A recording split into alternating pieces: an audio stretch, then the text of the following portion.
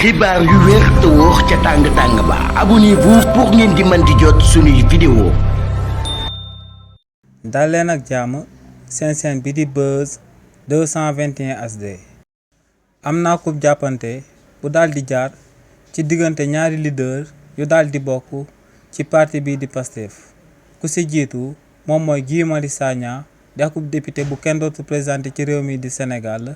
keneen ku ci topp du kenn ku dut Moustapha Guirassy di ministre de l'enseignement national ci réew mi di Sénégal.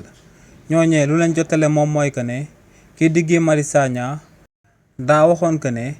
kii di Moustapha Guirassy dafa daal di changer mobilier bi nga xam ne moom moo nekkoon ci bureau waaye tamit dafa jëndoon ak tapis rouge bi nga xam ne jëndee na ko lu tollook 1 million de francs CFA ci Sénégal gu métti gi nga xam ne kenn warta amal ay yàq yooyee. li ni mel nag daal di ne sabab kii di Moustapha Guirassy daal di ko ciy tontu kii di Moustapha Guirassy ne lu leer ba am moom mooy que ne kookee di Guy Marius Sagna dañ koo daal di réeral ndax ne mbir yi demeewul noonu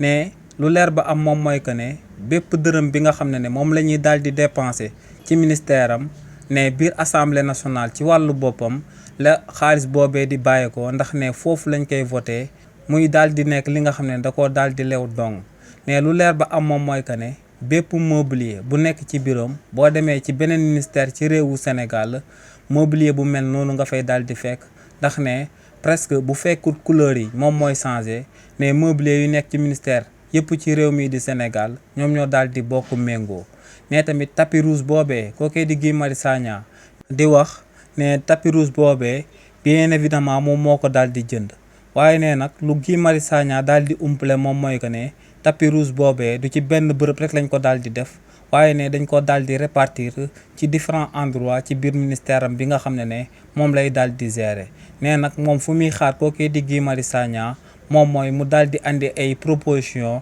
ngir daal di yokk gouvernement bu bees bi daal di koy jëmale ci plan Diomaye bi nga xam ne ñoo ngi ko war a daal di samp foofee ca Casamance. ne kookee di Guy Marius Sagna na daal di andi ay solution daal di fexe ba plan Diomaye boobee daal di nekk plan bu mucc ayib ne li ni mel moom moo gën mu daal di nekk ci ay détails. xibaar yu wér te wóor ca tàng-tàng ba abonnez-vous pour ngeen di mën di jot suñuy vidéo.